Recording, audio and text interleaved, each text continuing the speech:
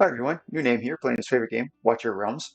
And today I have a bit of a treat for you. I was funning around yesterday trying to figure out how to deal with this Stage 12 Nightmare faction trials, and Volka's part of them. And I decided to put tank gear on Volka and immediate 3-star after that. So today for fun, people are talking about artifact material rate, okay?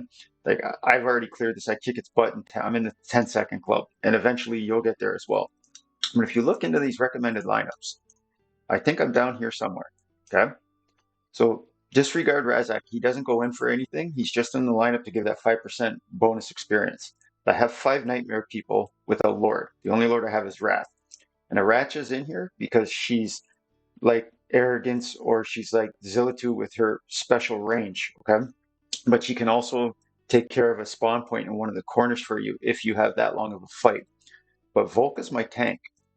And the reason I decided to try this, I'm like, well, everybody gets Volca. If you're at Artifact Material Rate Stage 18 and you don't have a Volca, you're missing out on a huge benefit that the game gives everybody for free. Not to mention the resources you're going to acquire to accomplish the storyline. All right.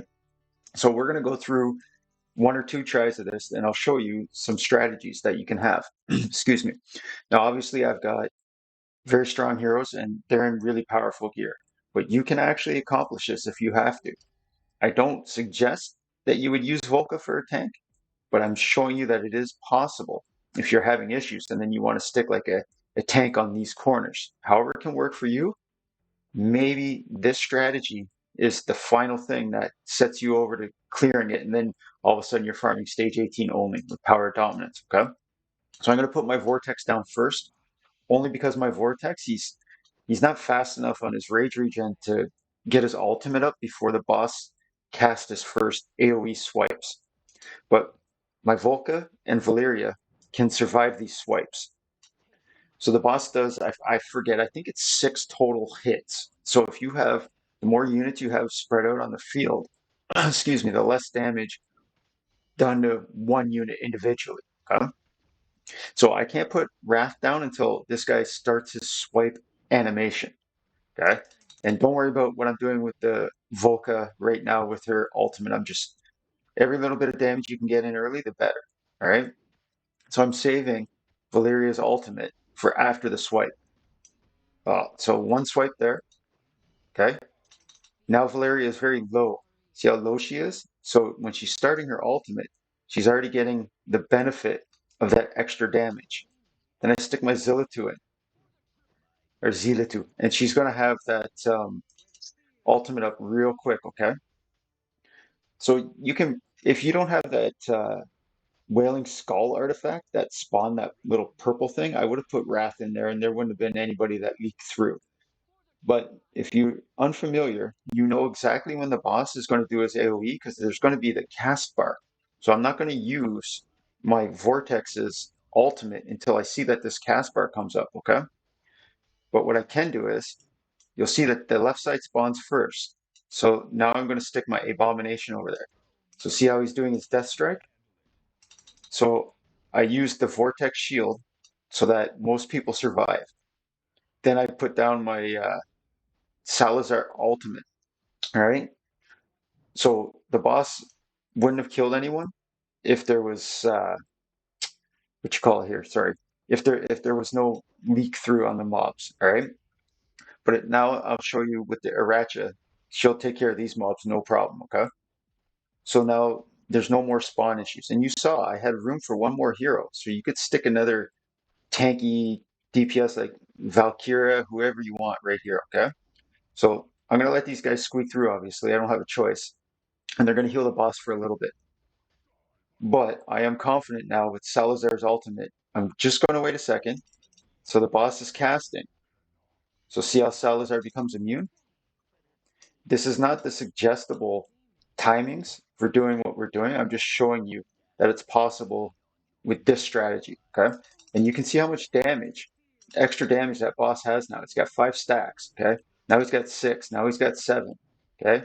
So he's going to hurt us when he does his next swipe. I don't think I'd be able to survive it, all right? And you'll see that since Wrath died, Volka's taking damages, okay? So as these mobs squeak through, You have to try to kill this boss before that he does his next cast, okay? It's not so imperative about how many stacks he has if you can kill him in between the AoEs, okay? So we're going to do it again, and I'll show you real quick here on the stat sheet if you want to see the healing. Volka healed herself for 600,000, okay? It's pretty large. So I'll show you another way to do this because you don't really have to be too concerned with those heroes going to the top that I placed. You can put them at the bottom near the boss when the other ones that are already there die. Okay. And like I said, I could stick in a Valkyria as well. I'm trying to keep it as friendly as possible for people who are new to the game because obviously I have a stacked roster here. This is, excuse me, this is not a free to play account. These are all attainable heroes, but it's faster. For me, I put in about $100 into this game a couple months back. The idea of this video is just to show you you can tank the boss. You don't have to use an actual tank, okay? So Volka is doing more damage than a tank would. It's not much, but you'd rather have somebody hitting for 1,000 than for 200. Okay, it might be the other thing that pushes you over the edge to get it done.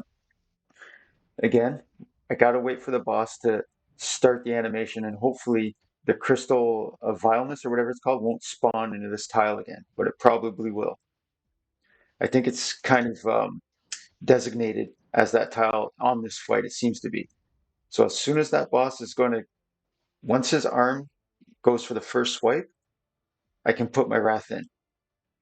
I have to wait for that arm to go up. See how it's up? So now Wrath goes in. So he doesn't take any of that damage. Okay. Now my Valyria can start her ultimate. And she's going to be finished her ultimate before the next boss ultimate, meaning she won't take fatal damage. Okay? Then I'm going to stick my Salazar in that same spot again, up in that corner. Now, obviously, this is, I can't do it now because the spawn of Zillitu. But the best way to do this is to put a tank like Oleg here, I believe, and have a DPS on this platform. All right. But you'll watch, like, since nobody's leaked through, the boss isn't going to do near the amount of damage. All right. And again, you can put an A-bomb up here, or any hero that you have that can kill these guys and self-sustain a bit. But watch. So now I have the Vortex shield went up. So Wrath survived because of that Vortex shield. Okay. And yes, Wrath isn't really doing anything right now, but he's going to block these two mobs if I can't kill the boss. So instead of blocking that top right corner, I'm going to use a Ratcha, and she's going to take out the boss with these guys. Okay. And this is a strategy that can obviously push people over the edge into attaining the mythic items only for when they want to push into the end game. All right. So I'll show you the bit of the gear that's on there just in case you're curious, because the Ratchet really isn't in a DPS set or whatever, okay? But I definitely put Volka into something powerful, all right, for tank gear. Like that time the fight was faster. So she's healing for 15k every time she hits. So if you can get her a bit tanky with a lot of attack speed, she's probably totally unkillable in that fight, all right? And for me, I don't need to worry about how to build for that fight anymore. I'm obviously able to do it, okay? But here's Zillitu real quick, okay? She's just in whatever crappy gear. But, Salazar, he's able to put out some decent numbers. But again, like Aracha, like, she got 10k attack, but like none of this is special stuff. Like there's no real anything like that. That's a nice thing or whatever, but I mean, defensive bonus, right? So I'll show you Volka, and this is what's imperative, okay? Like, yeah, whatever the fracture shit, but this is my tank stuff. Okay, this is what's normally on Oleg, but she's sitting at a lot of HP. That's almost 80k HP.